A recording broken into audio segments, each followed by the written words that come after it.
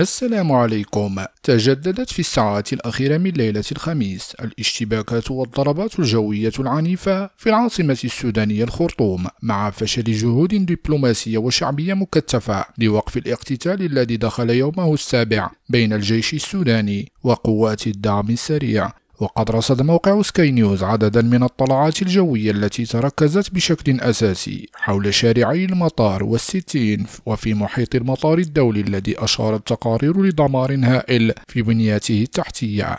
وحسب شهود عيان، فقد اندلعت اشتباكات عنيفة بين الجيش السوداني وقوات الدعم السريع بمنطقة شرق النيل شرقي العاصمة، وفي جبرة جنوبا، ومنطقة كافوري. كما وردت تقارير باشتباكات عنيفة بين الطرفين المتناحرين بمنطقة صالحة في درمان. إذن لا صلاة عيد في الخرطوم، وجاء تجدد القتال على الرغم من حالة التفاؤل التي سادت خلال الساعات الأخيرة بعد الحديث عن جهود اقتربت من التوصل لهدنة لمدة 3 أيام. وأعلن عدد من المساجد عن إلغاء صلاة العيد وسط تزايد كبير في الضحايا المدنيين الذين قدرت مصادر مستقلة أعدادهم بأكثر من 300 قتيل ونحو 4000 مصاب منذ بدء الاشتباكات يوم السبت. وعزى محللون استمرار القتال إلى محاولة كل طرف زيادة رقعة سيطرته في ظل تضارب كبير في البيانات، لكن المشهد العام يشير إلى سيطرة كبيرة نسبيا لقوات الدعم السريع في المناطق الحيوية في وسط الخرطوم